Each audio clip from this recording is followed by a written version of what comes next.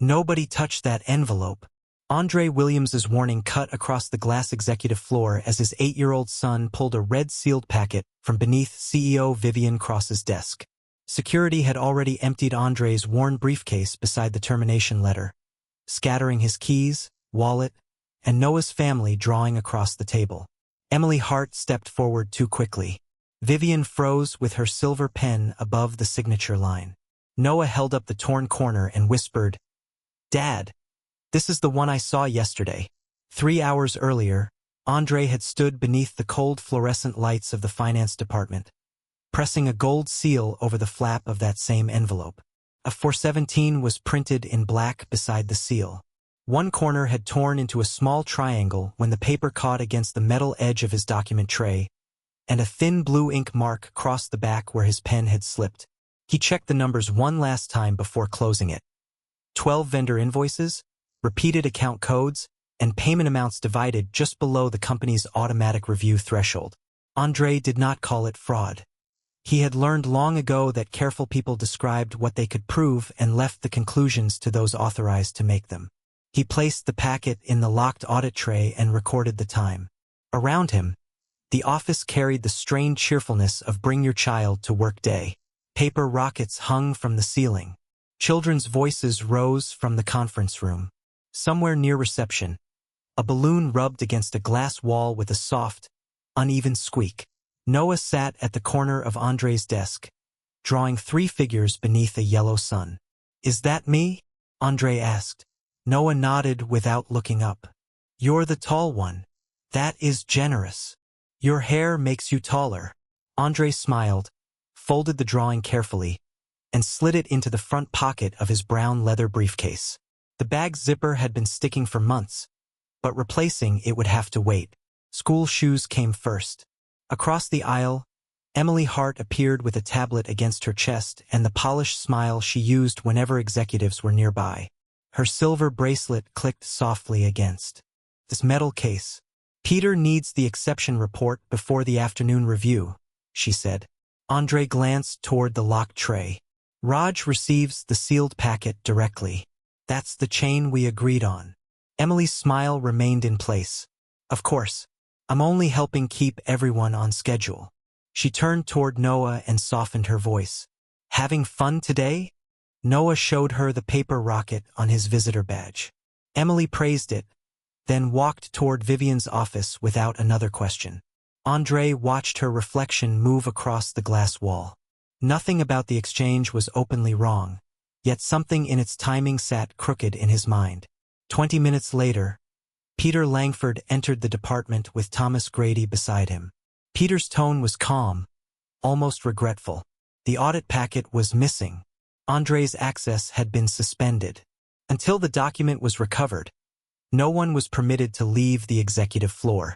Thomas searched Andre's desk first, then his coat, then the worn briefcase while coworkers watched through the glass.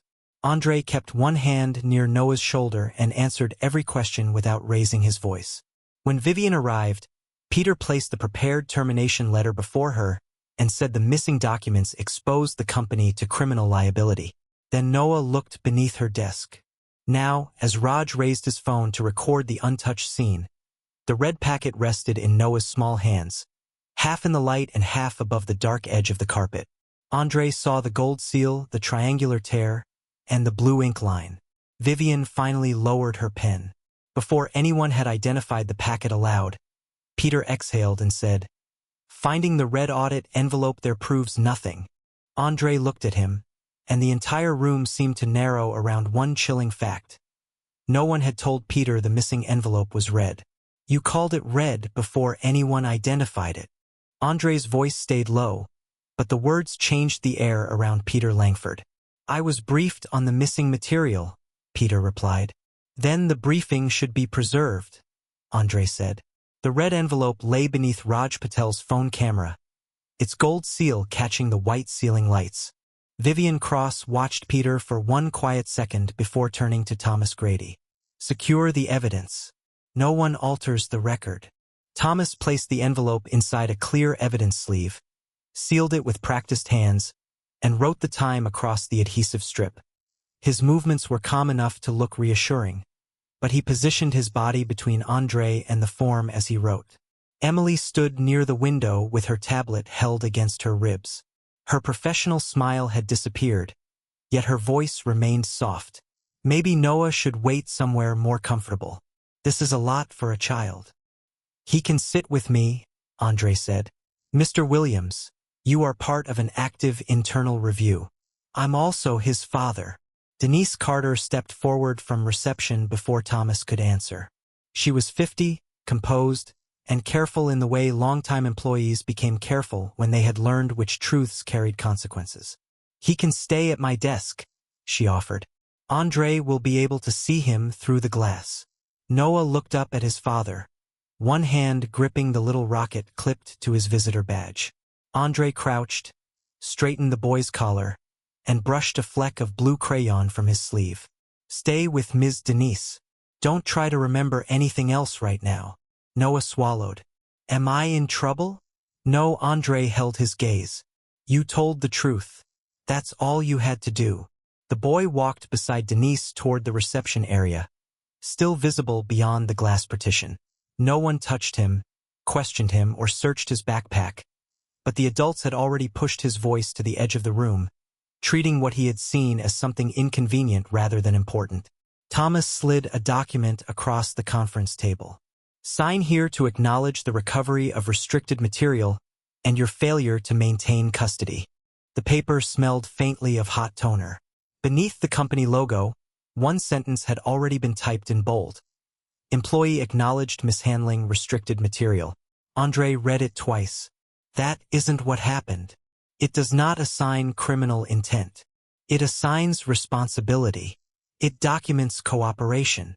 Thomas tapped the signature line with a silver pen. Andre did not pick it up.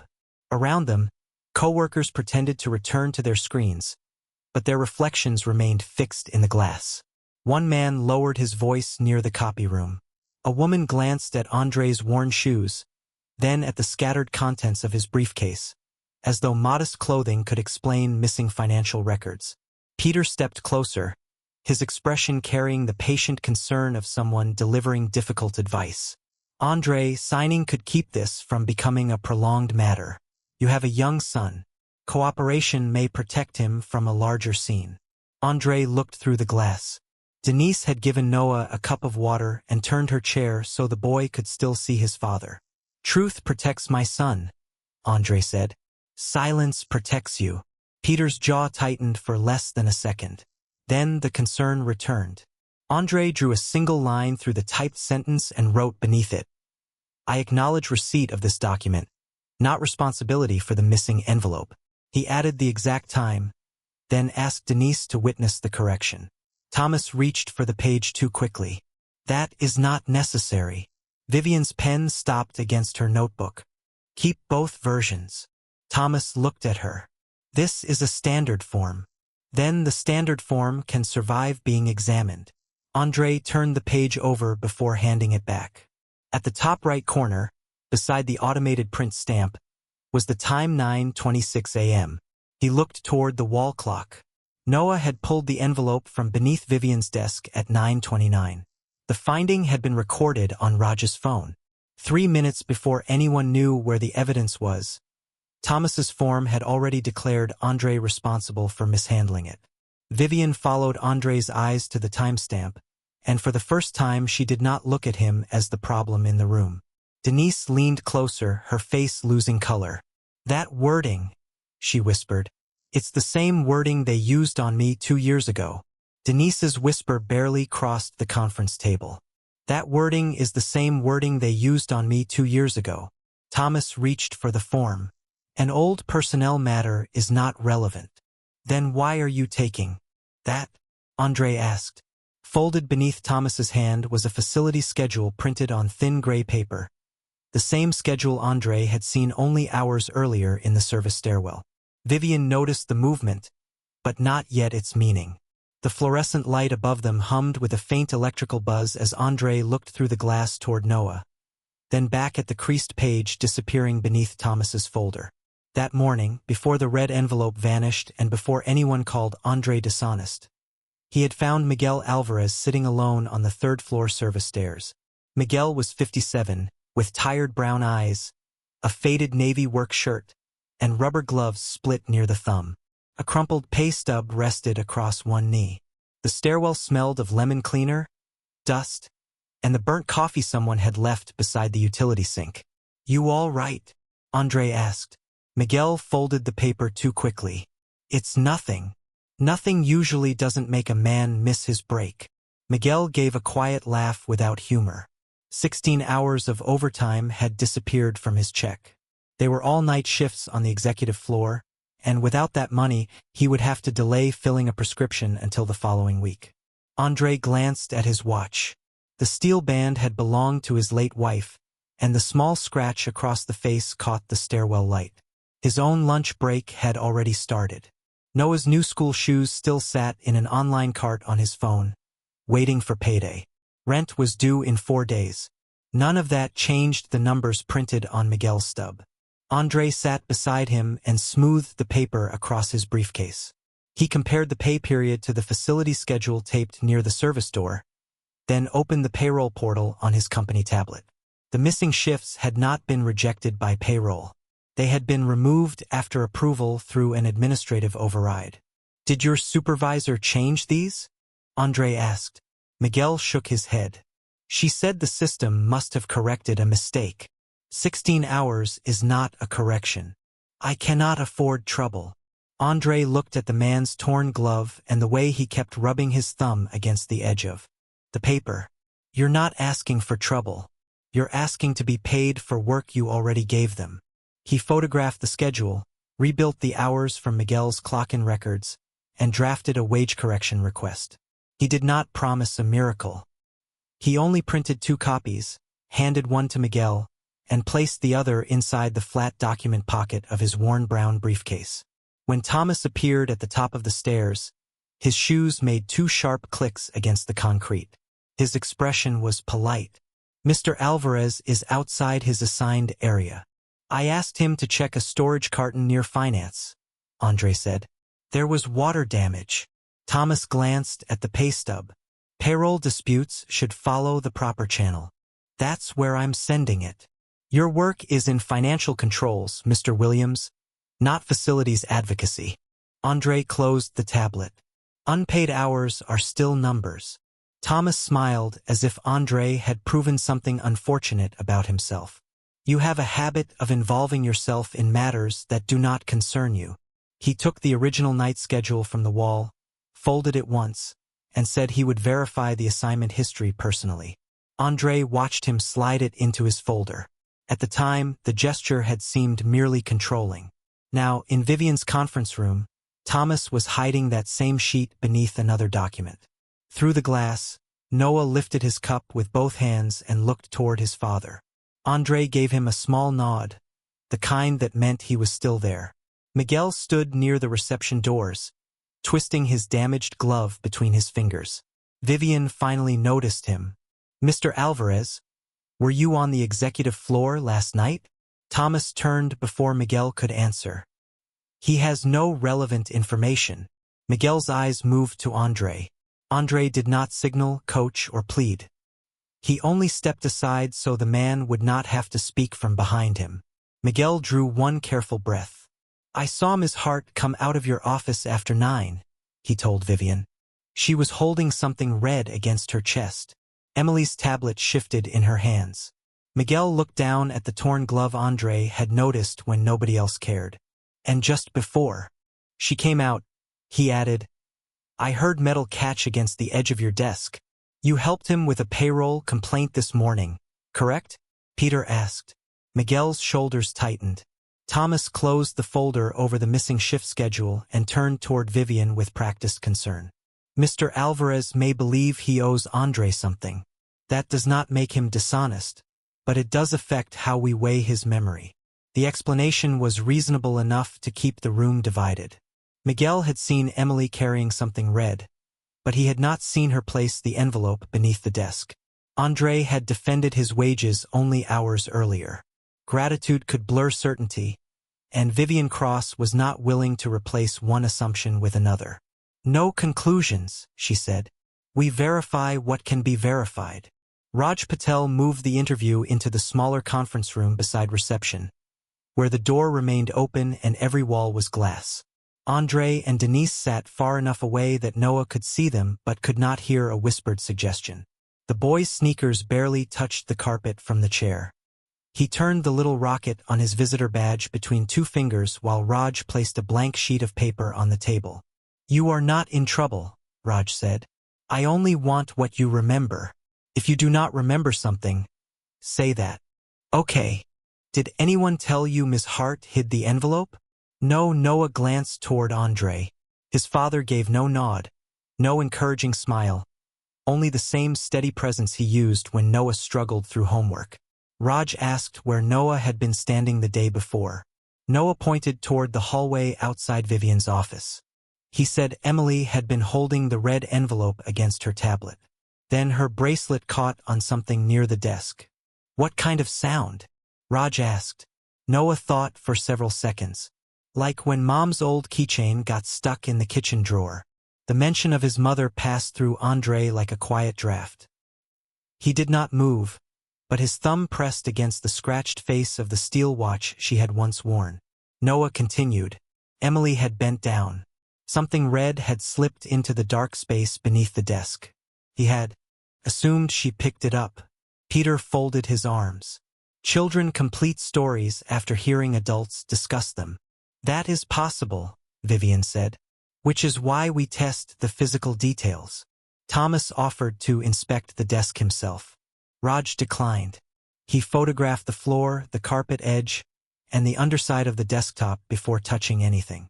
Andre remained silent until Raj's flashlight crossed the right-hand corner. Hold it there, Andre said. 6 people stopped. He did not step closer. The lower screw. Can you angle the light across it instead of straight at it? Under the slanted beam, a brass screw shone from beneath the desk trim. It had worked loose by less than a quarter inch. A thin red fiber clung beneath its head, and beside it was a nearly invisible strand of silver thread. Raj used evidence tweezers to lift both into separate clear sleeves. The triangular tear in envelope A417 held a tiny metallic fleck pressed into the paper. Its color matched the exposed brass. Emily drew a careful breath. The envelope may have fallen and torn. That does not mean anyone placed it there.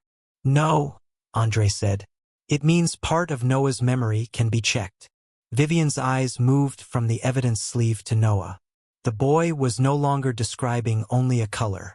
He had remembered a sound, a location, and an object catching on metal before anyone knew the screw was loose. Still, Vivian did not clear Andre. This proves the envelope touched the desk, she said. It does not prove intent, and it does not establish who left it there. Emily nodded too quickly. Exactly. It probably fell face down when I reached for the pen. The room slowed. Raj had never said which side of the envelope had faced the carpet. The original video showed Noah lifting it by the torn corner, but only Andre, Raj, and Thomas had been close enough to see its position beneath the desk. Vivian looked at Emily's bare wrist. In the employee photographs displayed on the reception monitor, Emily had worn a wide silver bracelet throughout Bring Your Child to Work Day. Now there was only a pale strip of skin where it had been.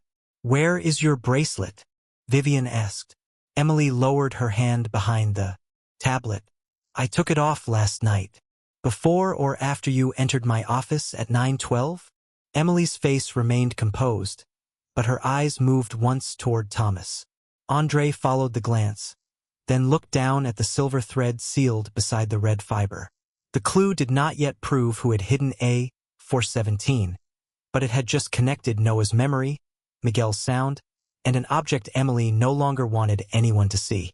I took the bracelet off before I left, Emily said. Then let the records show that, Vivian replied, and let Noah's memory be tested without anyone helping him. Emily's fingers tightened around her tablet, but her expression remained professionally calm.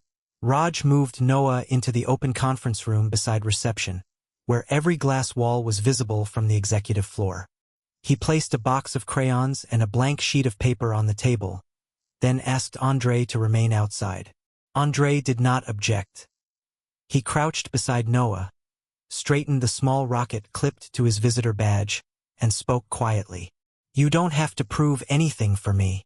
Noah looked toward the red envelope sealed inside its clear evidence sleeve. "What if I draw it wrong?" "Then you draw it wrong." Andre rested a hand against his son's back. "Only put down what you remember." He stepped beyond the glass door before Raj began. That choice made Vivian look at him differently. A frightened man might have tried to guide his child toward the answer that could save his job. Andre had removed himself from the room instead. Noah sat with his tongue pressed against one corner of his mouth, the way he always did when concentrating on schoolwork. He drew Vivian's wide desk first, then the cream-colored chair, the glass wall, and a small blue figure near the doorway. Emily became a taller shape beside the desk, with a silver loop around one wrist. Finally, Noah picked up a red crayon and drew a short line falling toward the dark space beneath the desk. Peter watched through the glass with his hands folded. "A child's picture is not evidence." "Not by itself," Raj said. "That is why we compare it to something created before today." He requested the automated photographs from the companies. "Bring your child to work booth." Emily offered to retrieve them privately, saying she could prevent unnecessary embarrassment if Noah had confused the order of events. Vivian did not raise her voice. "Send the originals to Raj. Nothing gets filtered." Several minutes later, the photographs appeared on the conference display. In the first image, Noah stood near the office entrance with his paper rocket badge. The cream chair was positioned exactly where he had drawn it. Emily stood to the left of Vivian's desk, a wide silver bracelet catching the flash. In the next photograph, taken 11 minutes later, Emily held a red envelope against her tablet. Even from across the room, the gold seal and blue ink mark were visible. The whispered conversations behind the glass stopped. A chair that had been sliding across the floor went still. Only the air conditioning remained, pushing a soft mechanical breath through the ceiling vents. Emily kept her tone measured. "I never denied handling it. Vivian asked me to organize documents for the afternoon review." Vivian slowly lowered her hand onto the closed termination file. "I did not ask you to handle a sealed audit packet." "Then there was a misunderstanding." "A misunderstanding does not explain why you entered my office after hours." Thomas stepped between the display and the room. "We should avoid drawing conclusions from photographs taken during a crowded event. Access data will be more reliable."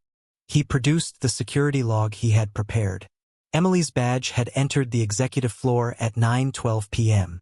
2 minutes later, the system showed Andre's badge entering the same area. Peter's expression softened with something close to relief. "That places Mr. Williams here after Emily. Whatever the child saw earlier does not erase the electronic record." Noah's shoulders sank. Andre saw it through the glass and entered only far enough to stand beside his son. He did not attack the log or accuse Thomas of changing it.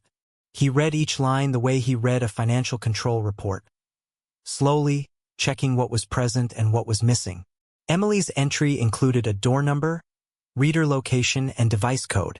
Andre's line showed only his name, badge identification, and time. "Which door did my badge open?" he asked. Thomas glanced at the page. "The executive entrance." "Which reader?" "The system recorded the access." "That isn't what I asked." Andre placed one finger beside Emily's complete entry, then beside the shorter line carrying his name. "Every physical badge scan identifies the device that read it. Hers does. Mine doesn't." Thomas smiled with restrained patience. "Formats vary after system updates." Andre withdrew his hand rather than turn the moment into an argument. "Then the raw event should settle it." Vivian looked toward Raj. "Get the original access data directly from the server. Thomas does not review it first."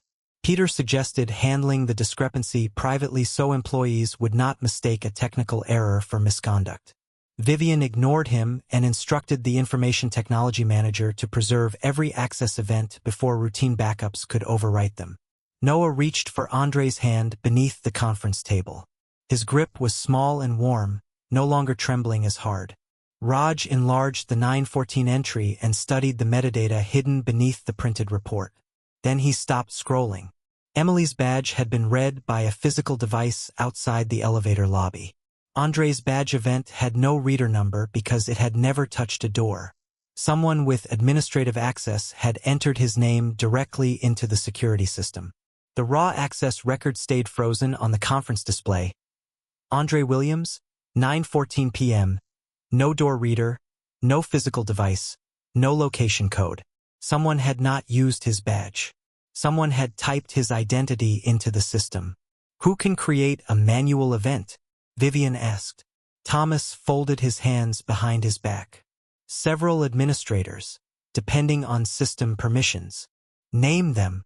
My office, information technology, and 2 senior security supervisors. Raj leaned toward the screen and opened the audit history beneath the entry. The room's printer stopped mid-cycle, leaving one sheet suspended halfway through the tray. The event was created at 9:17, he said. Then its timestamp was changed to 9:14. Thomas's expression remained controlled. But a line of moisture appeared beside his collar. Administrative corrections happen when readers fail. Andre studied the metadata instead of Thomas's face. Which reader failed? We are still determining that. Then what was corrected? For 3 seconds, no one answered. Vivian's reflection hovered in the glass wall behind Peter, pale beneath the fluorescent light. Raj opened the account record. The change had been made while Thomas's administrator credentials were active. Thomas said his account could have remained open on a shared terminal. Raj asked for the camera footage covering the security station. Thomas replied that the camera had failed earlier that evening. There should be a maintenance ticket, Andre said. His voice carried no triumph. He spoke the way he reviewed a ledger, leaving space between one fact and the next. Thomas produced the ticket from his folder. It stated that the security camera had stopped working at 8:45 p.m., 45 minutes before Emily entered Vivian's office. Raj scanned the barcode and opened the document history. The ticket had not been created at 8:45. It had been created at 10:03 and backdated. The air conditioner clicked off. Without its steady breath, the room became unnaturally still. Peter stepped toward Vivian, lowering his voice as if offering protection. This is becoming a technical review, not an employment matter. We should move you out of this room and let security handle it privately. Vivian did not move. Security is now part of what requires review. Raj contacted the building management vendor, whose system stored a separate low-resolution backup for emergency access and fire compliance. The footage had no audio, and the angle did not show the floor beneath Vivian's desk. But at 9:12, Emily entered the office holding a red packet against her tablet. At 9:16, she walked out with both hands visible and no envelope. Emily pressed her lips together. I left documents for Vivian all the time. Not sealed audit evidence, Raj said. I may have mistaken it for another packet. Andre looked at the red envelope sealed inside its clear sleeve. The gold seal, triangular tear, and thin blue mark sat between them, like something that had refused to disappear. He could have pointed at Emily. He could have demanded that security search her home, seize her bracelet, or escort her through the same glass hallway where his belongings had been displayed. Instead, he turned to Raj. Open A417 under recorded chain of custody. Let the documents explain why somebody needed my name on that door. Raj recorded the seal number, photographed the envelope from both sides, and opened it before 2 witnesses. Inside were the 12 invoices Andre had flagged that morning. The vendor names differed, but the account numbers repeated. Payment amounts had been divided just below the company's automatic review threshold, and every approval route passed through the CFO's office. Andre placed the pages side by side, aligning the authorization fields. These 6 use different company names, he said, but they share a bank destination. These 4 repeat the same invoice sequence. And these 2 were approved 47 seconds apart. Peter gave a patient sigh. Vendor reconciliation errors are common. Mercer Facilities has had coding problems before. Andre's hand stopped above the unopened final page. Raj had not yet displayed the vendor list. The name Mercer Facilities was still hidden inside Appendix C. Vivian heard it too. Her gaze shifted slowly toward Peter. He recovered at once. I have reviewed hundreds of company reports. The name is familiar. Then your access history can confirm when you reviewed this one, Vivian said. Andre could feel anger pressing beneath his ribs, hot and immediate. But anger would give Peter something easier to discuss than the records. He looked toward Denise instead. Your old disciplinary file, he said. Did it involve a missing document? Denise nodded. Her hands had gone still in her lap. A vendor authorization form. They said my badge showed I returned after hours. Andre asked Raj to preserve her file before anyone opened it. He also asked that Miguel's payroll schedule be copied from Thomas's folder and returned to facilities. Peter stared at him. You are under investigation, Mr. Williams. This is not the time to expand the scope. That is exactly what someone said when Denise tried to defend herself. Raj retrieved her archived record. The language matched Andre's pre-written acknowledgement form almost word for word. Her badge history contained a manually entered access event. Her camera outage had been documented by a ticket created after the fact. Then the archive search returned 3 more former employees whose files carried the same pattern. Missing documents, altered access data, failed cameras, and conclusions written before evidence was reviewed. Vivian lowered herself into the chair behind her desk, but she no longer looked like the most powerful person in the room. She looked like someone realizing that her authority had been used as cover. Peter reached for his phone. We need legal counsel before this goes any further.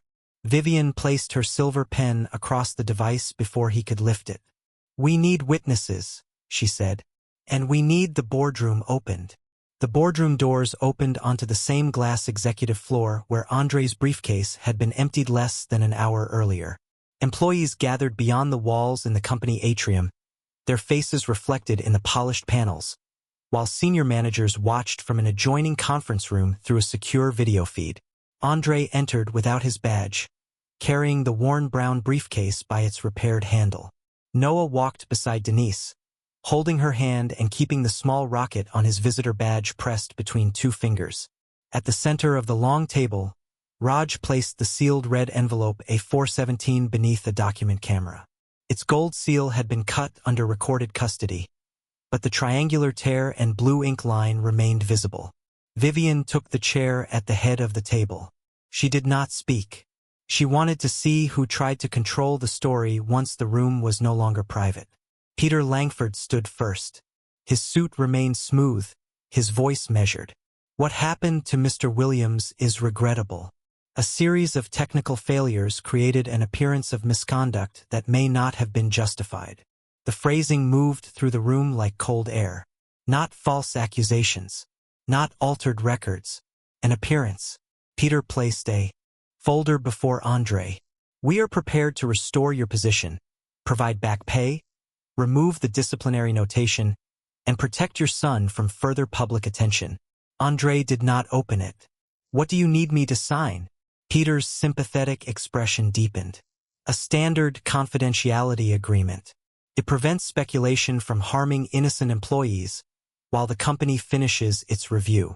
For one dangerous moment, the offer sounded reasonable. Andre could take Noah home. His rent would be paid. His employment record would be clean.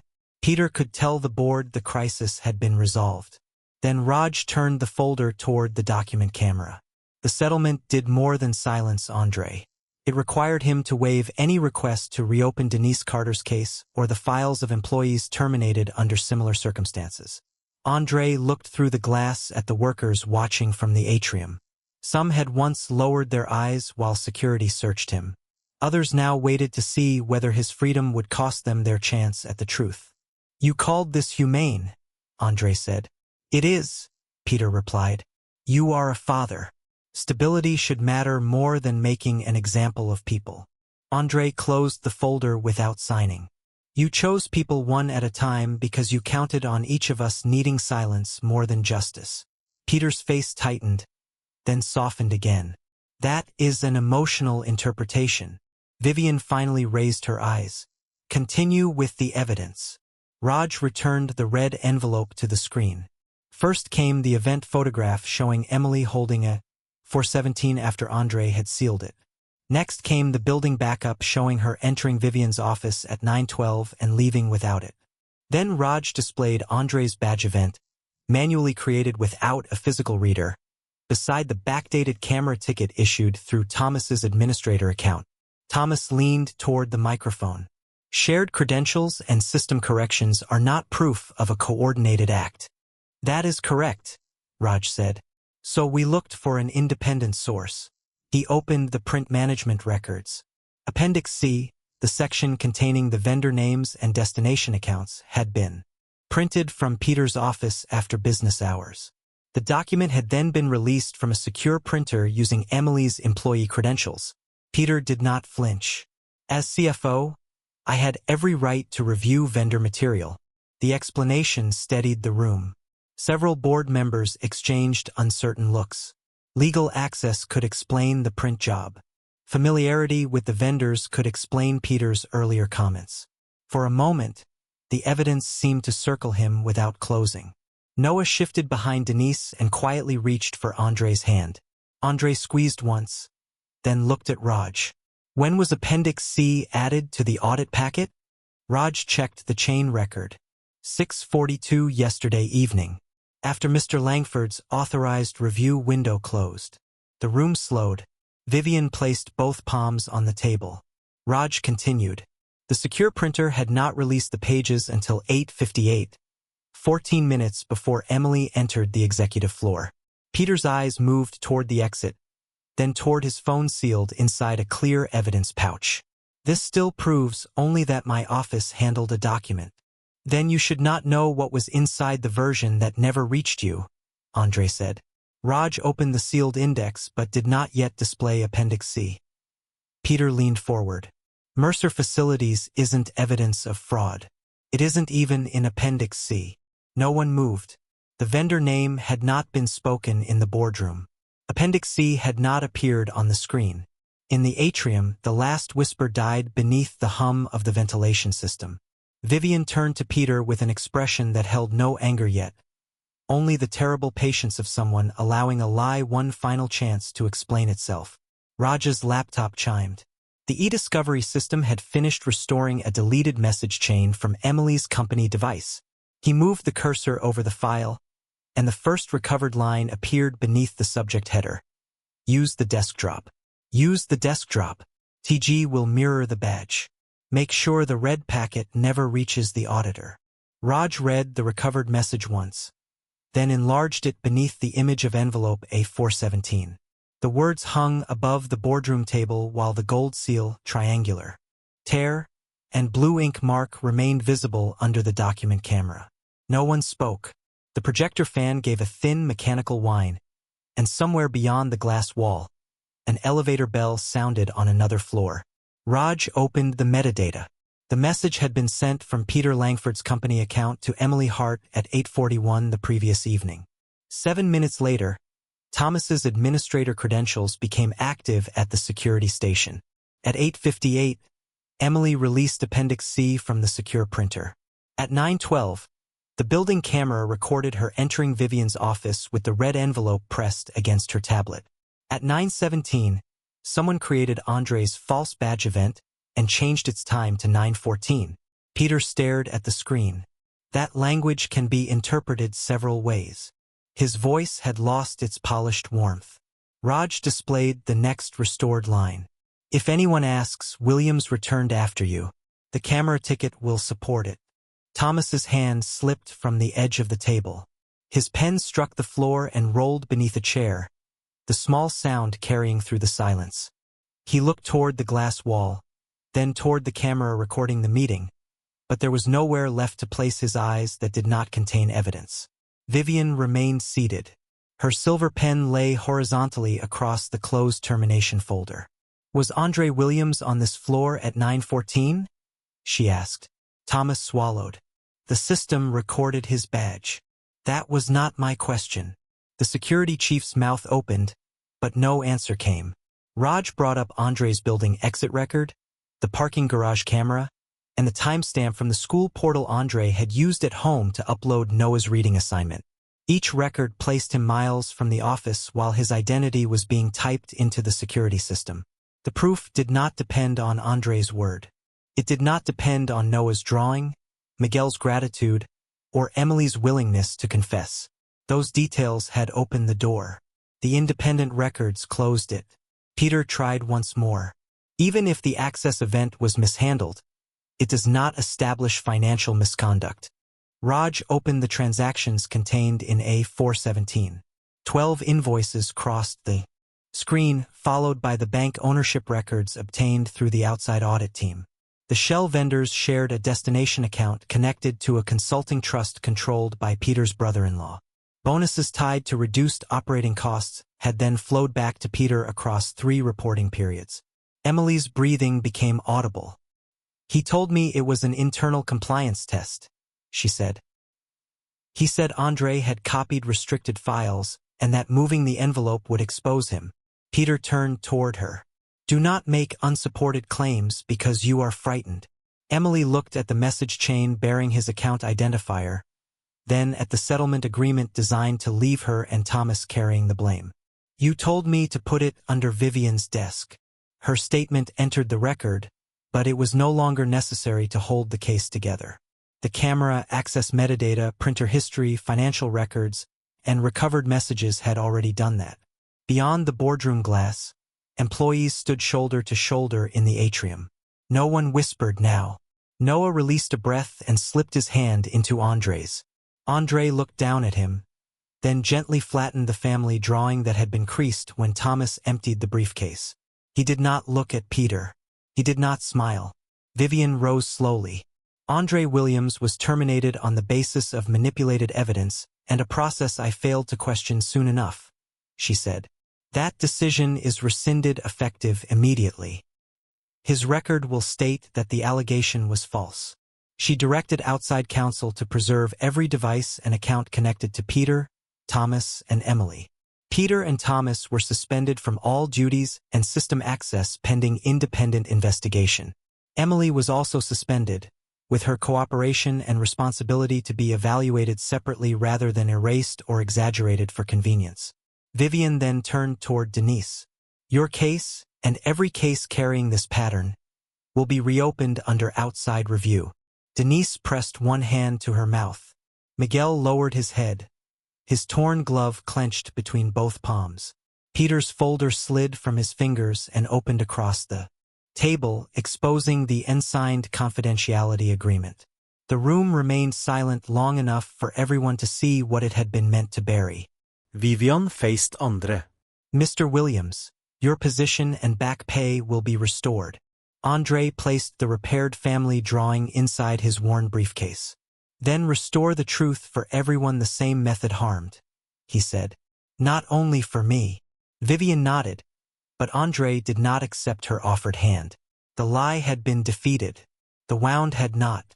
And now that the company finally recognized his character, Andre still had to decide whether returning would protect Noah and the people who had been silenced, or teach the company that one public apology was enough. The atrium emptied without applause. Employees returned to their desks in small, quiet groups, leaving the glass executive floor scattered with abandoned coffee cups, legal pads, and the faint reflections of people who had witnessed a man's name being taken from him and then returned. Outside investigators collected Peter's devices, suspended Thomas's security credentials, and escorted both men from restricted areas without shouting or spectacle. Emily left separately with counsel, still responsible for what she had done, but no longer useful as the convenient person onto whom Peter could push the entire scheme. Andre stood beside Noah near Denise's reception desk while Raj sealed envelope A417 inside a new evidence container. The red paper that had nearly destroyed Andre's career was no longer merely a missing packet. Its gold seal, blue ink line, and torn corner had become a record of how carefully a lie had been built, and how patiently the truth had survived it. Vivian approached them after the boardroom had cleared. She no longer carried the silver pen. "Your back pay will be processed immediately," she said. "Your access can be restored today." Andre looked through the glass at the desk beneath which Noah had found the envelope. I'm not coming back today. Vivian absorbed the answer without defending herself. Andre explained that Noah had watched adults empty his father's belongings, dismiss his memory, and prepare to call the police. A corrected personnel file could not erase what the boy's body had learned in that room. Andre would take 30 days to rebuild the ordinary routines that made a child feel safe. School pickup, dinner at the same hour, reading before bed, and mornings without wondering whether his father would disappear behind a locked door. Vivian nodded. What would returning require? Andre did not ask for a larger office or a ceremonial title. He required vendor controls to report to an independent audit committee rather than the CFO.